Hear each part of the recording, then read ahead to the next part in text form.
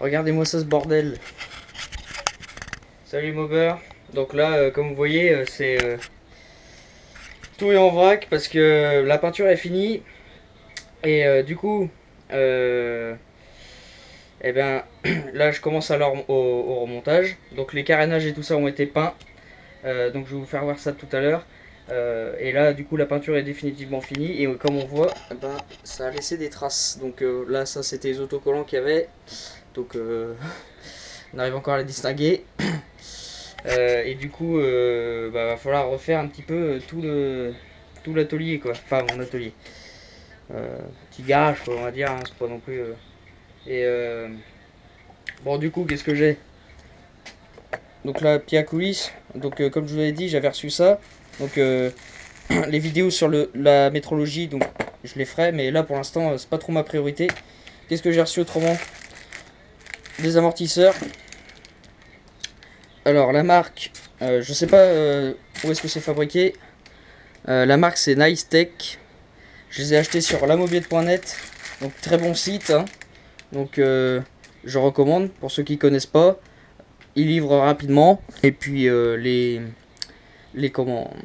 colis sont bien emballés et tout. Donc, voilà un bel amortisseur.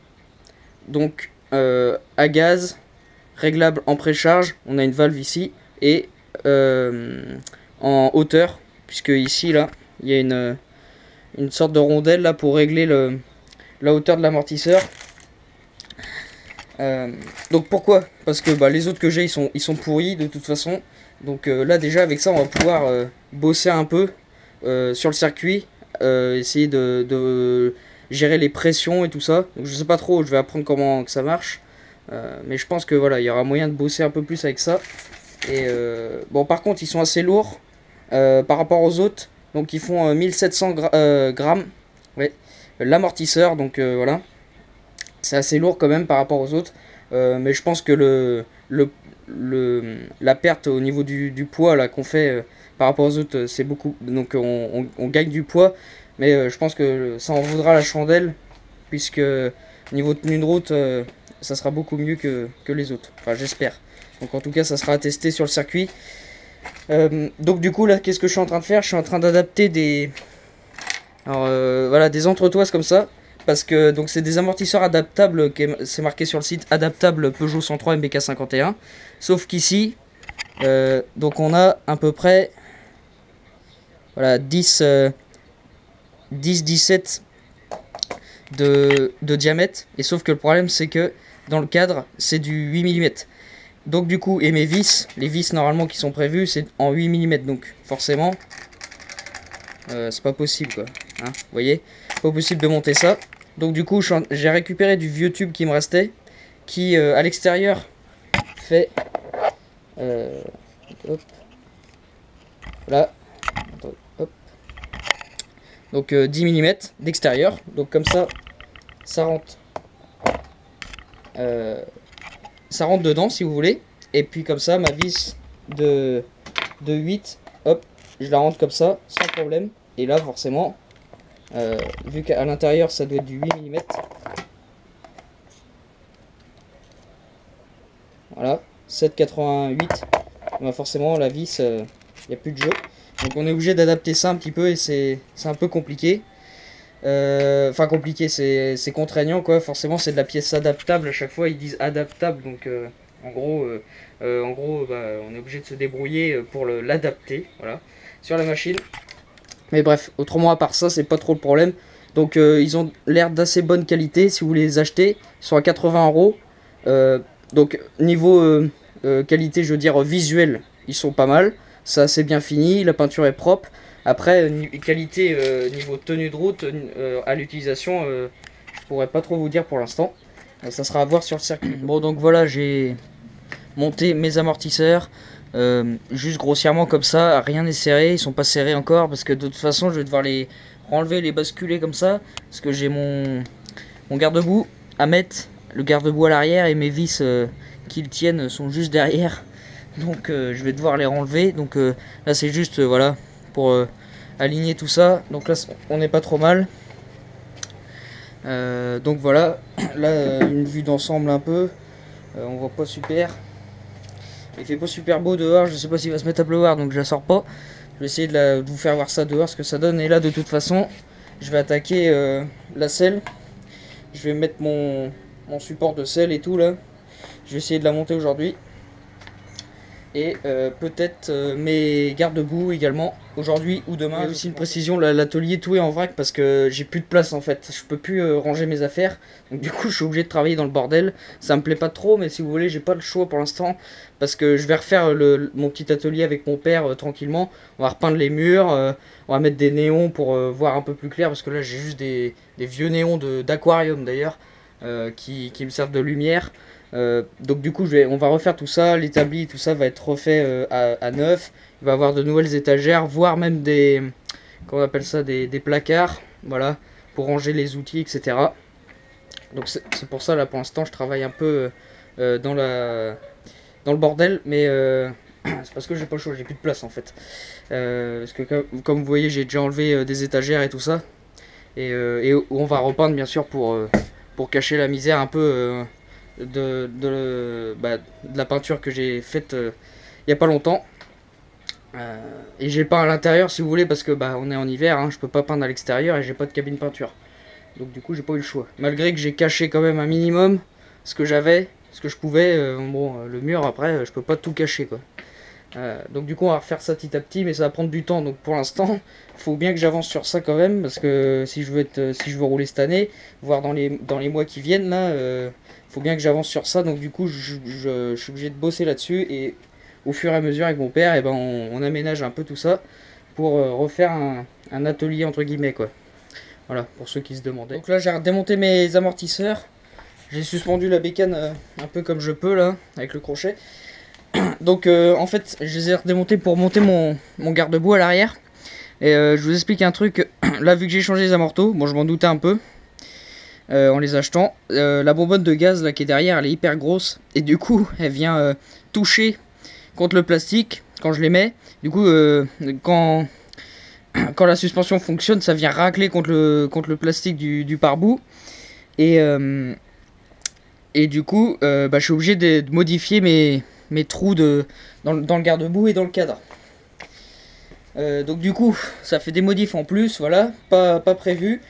Donc j'ai demandé à un gars là qui fait partie du club MC Amor 50 là dans lequel je vais m'inscrire, et je lui ai demandé si c'était vraiment obligatoire de mettre un garde-boue à l'arrière, étant donné que j'ai une selle déjà qui est assez longue et qui recouvre déjà une partie de la roue arrière jusqu'à ma main là au moins.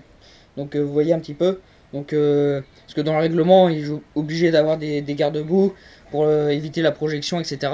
Mais je lui dis pour moi ma selle à l'arrière fait office de garde-boue et de protéger des projections, puisque elle recouvre déjà toute la roue arrière quasiment. Et il me fait que il n'y a pas de souci, tu peux le jarter le garde-boue à l'arrière, à moins que tu veux le laisser pour l'esthétique. Mais moi je lui fais l'esthétique, je m'en fous. C'est une mob de circuit, hein. Pas besoin d'avoir un truc super beau, clean. Donc du coup hop, un souci en moins. J'ai dégagé le garde-boue arrière. Du coup j'en aurai que un à l'avant, et du coup ce qui fera office de garde-boue sera ma selle qui sera ici à peu près. Et ça suffira. De toute façon on est sur piste, hein. Normalement je veux dire il n'y a pas de gravier, il n'y a rien, hein. Surtout que je trouve ça un peu ridicule si vous voulez. Bon après c'est les règlements, hein. Ça c'est... Puis on est en France donc on aime bien compliquer les choses pour rien.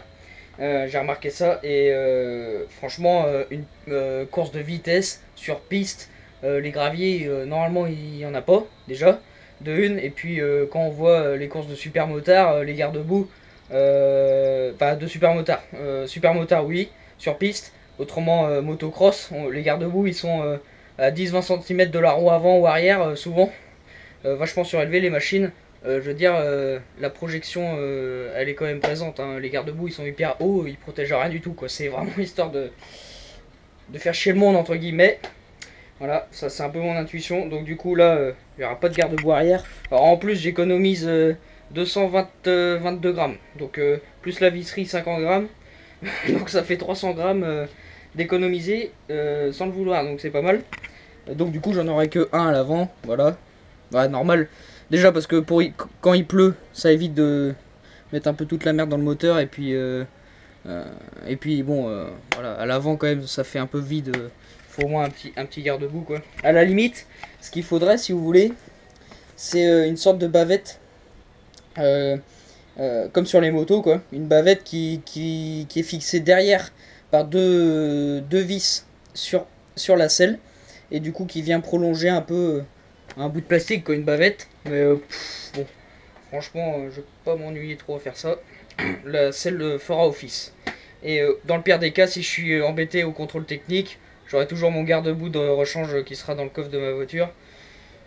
Je bidouillerai un truc pour prendre la course, mais bon, franchement, s'il m'embête sur ça, ça serait dommage. Euh, donc voilà. En gros, donc là, du coup, je vais pouvoir monter ma selle, fixer mes amortisseurs définitivement, les serrer, tout impeccable. Et puis voilà. Donc là, c'est bon. Les amortos sont serrés définitivement en bas, en haut. Alors aussi un truc, assurez-vous toujours, voilà, que les roues comme ça, elles tournent librement, parfaitement, qu'il n'y a aucun frottement. Donc là, bon, là, elle est peut-être pas trop centrée parce que j'ai pas la chaîne ni rien. Mais quand vous remontez une roue et tout ça, assurez-vous toujours qu'elle tourne, voilà, librement pendant longtemps. À l'avant aussi, bon là, je peux pas le faire parce qu'il faut que je la lève. Donc là, c'est pareil. De toute façon, à l'avant, je pourrais le faire. Elle tourne librement comme à l'arrière, sauf la plaquette qui vient frotter, mettons, à chaque demi-tour de la roue. Et ça, je sais pourquoi, c'est parce que ma roue est voilée. Donc du coup, bah, étant donné que la roue est voilée, bah, le disque, indirectement, il suit le voile de la roue. Et du coup, bah, à chaque fois, à tous les demi-tours, ça fait un petit frottement contre une des deux plaquettes. Ça, on peut pas y faire grand-chose. Il faudra changer la roue directement. Parce que là on peut pas changer de moyeu ni rien, enfin c'est d'un bloc, donc là c'est la roue entière qui est morte en gros quoi, mais c'est un léger voile, et je veux dire elle tourne quand même bien librement malgré ce petit frottement, c'est pas ça non plus qui va vous, vous ralentir la machine, mais par contre faut quand même s'assurer, admettons si la roue vous faites ça, et que voilà elle s'arrête comme ça, directement là c'est pas normal, hein, et ça va vous bouffer un max de puissance. Et la machine, eh ben, elle va pas avancer quoi. Voilà. Surtout pour les petits moteurs, comme j'avais expliqué, 50 cm3 comme ça, c'est hyper important. Parce qu'ils ont pas. C'est pas des gros moteurs quoi, donc le moindre truc ça les retarde assez facilement. Donc voilà. Et aussi, je vais essayer de répondre à quelques questions. Pourquoi tu mets un pneu avant aussi gros? Donc en fait, j'avais acheté deux pneus voilà, identiques. Et au début quoi.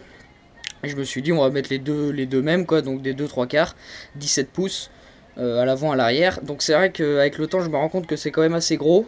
Peut-être qu'à l'avenir je passerai en 2 1,5 17. Mais je préfère quand même monter ce pneu avant qui est gros, le 2/3, voilà, et voir qu'est-ce que ça donne sur circuit. C'est-à-dire au niveau de la maniabilité du train avant, dans les virages, dans le sinueux et tout ça. Voir ce que ça donne. Si c'est vraiment trop encombrant et je vois que la machine n'est pas très maniable, je passerai peut-être à un pneu plus petit, de taille en dessous, pour avoir quelque chose un peu plus vif en sortie de virage ou dans les virages. Voilà. Donc c'est pour ça qu'il y en a ils disent il est trop gros directement. Et le problème c'est que malgré tout, faut tester, tout le temps tester, pour être sûr qu'il est trop gros. Ça se trouve, ça ira très bien, la machine sera hyper maniable, et en tenue de route, ça sera impeccable. Donc, en gros, faut toujours tester avant de dire si ça va ou pas. Et là, mon avantage, c'est que vu que je vais faire du circuit, je vais pouvoir réellement tester ce qui est bien ou pas. Et là, justement, à propos du pneumatique, avant, et aussi, voilà, des suspensions, voir si elles sont réellement bien ou pas, suivant le prix qu'elles valent. Voilà, donc c'est vrai que le circuit là-dessus c'est assez avantageux, on peut tester plein de trucs. Et c'est là qu'on voit rapidement si c'est bien ou pas, si c'est bénéfique ou non. Donc là, qu'est-ce que je vais faire? Bon, je vais ramasser mes petites babioles. Aussi pareil, là je vais monter ma selle. Donc ce que je conseille aussi, c'est des selles en polyester, elles sont hyper fragiles et très sensibles aux vibrations. À cause de vibrations, souvent elles peuvent casser ou fendre, voilà. Donc c'est assez dommage quoi, surtout que ça coûte assez cher. Donc ce que je fais, c'est que je vais poser des trucs en caoutchouc, c'est du 3M, ça c'est autocollant normalement. Et c'est assez solide, donc c'est à moitié, ouais voilà, c'est du caoutchouc en gros, hein, autocollant. Et ça, je vais le coller voilà, sur la selle comme ça. Du coup, ça va venir s'emboîter impeccable comme ça, dans ce sens-là plutôt. Et du coup, ça va venir quand même absorber un petit peu les vibrations entre le châssis brut acier et la coque en polyester, qui est très fragile. Et pareil, lors de serrage, quand vous serrez ça, faut serrer ça gentil. Souvent, faut mettre des écrous freins et tout ça, faut pas hésiter, mais vraiment pas serrer fort parce que ça pète de peur. Hein. Euh, donc voilà, des petits bouts de caoutchouc et pareil, ma tête de fourche à l'avant. Donc je la fixerai par deux pattes en bas et une patte en haut, je pense.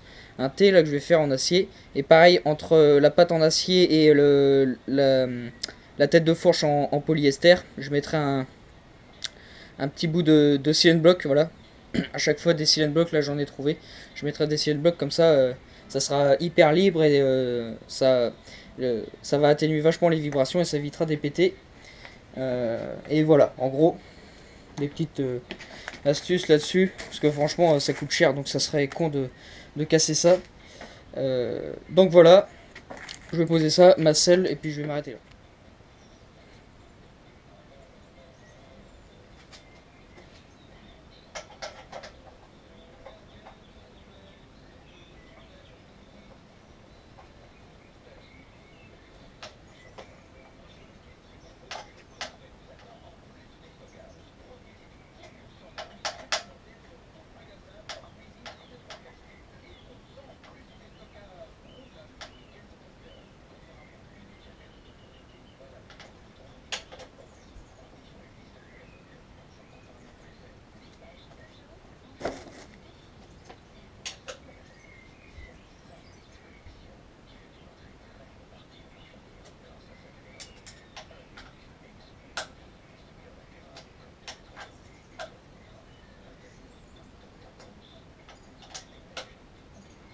Donc vous voyez au niveau du serrage, là j'y vais vraiment gentil. Je bloque dès que ça bloque vraiment, faut arrêter pour pas déformer la selle de une et pour éviter que ça casse. Donc de toute façon ensuite, qu'est-ce que je mets en dessous parce que là en fait je me suis pris sur les trous qu'il y a déjà d'origine sur la Magnum Racing XR. Il y a des trous avec des écrous pour tenir la selle d'origine de XR. Donc du coup je me prends dessus et en plus je mets des écrous freins comme ça. Je suis sûr que rien ne se dévisse. Donc regardez ma patte aussi que j'avais faite. Donc là il me reste à serrer les écrous. La patte que j'avais faite pour tenir le dossier là, parce qu'à la base j'avais fait que les 3 trous. Et ici ça bougeait vraiment beaucoup. Alors que là vous voyez la coque ne bouge plus. Donc voilà la patte, une petite patte en alu que j'avais faite. Pliée à la main comme ça, percée. Bon c'est pas grand chose hein. Voilà. Donc pareil j'ai peint quand même les intérieurs des carénages. Je les ai pas laissés blancs, ça fait pas super quoi. Moins tout noir, c'est quand même pas mal. C'est un détail mais bon je trouve que c'est pas mal quand même. Quand c'est tout de la même couleur. Parce que suffit qu'on prenne une photo voilà comme ça. De cette vue là on voit que c'est pas en dessous, ça n'est pas super. Bon là on va avoir une petite vue d'ensemble mais à l'intérieur c'est pas super, faudra que je la sorte. Pour avoir une vue générale un peu. Et voir ce que je fais également. Qu'est-ce que je peux dire aussi? Donc là on peut voir que ça passe juste pile poil. Ça ne touche pas la selle là, la tige d'amortisseur. La longue tige là ne touche pas la selle, donc ça c'est important aussi. Ça évite de faire des vibrations et de la percer ou quoi que ce soit. Donc là c'est pareil, ça j'avais acheté ça dans un magasin de bricolage là, c'est de la mousse, voilà tout simplement autocollante, 3M, ça coûte pas très cher, une dizaine d'euros. Après bon faut la découper à peu près bien comme vous voulez, donc moi bon, j'avais découpé pas trop mal encore, bon c'est pas parfait hein. Mais de toute façon une fois qu'on a le cul dessus ça se voit pas. Et puis bon après pareil la peinture sur la coque est pas trop mal quand même. J'ai bien fait ça. D'ailleurs, c'est ce que j'ai le mieux réussi, c'est les plastiques. Bon, après, il y a des traces de doigts là. Hein. Faut faire attention. Par contre, à nettoyer, c'est la merde. C'est assez chiant à nettoyer.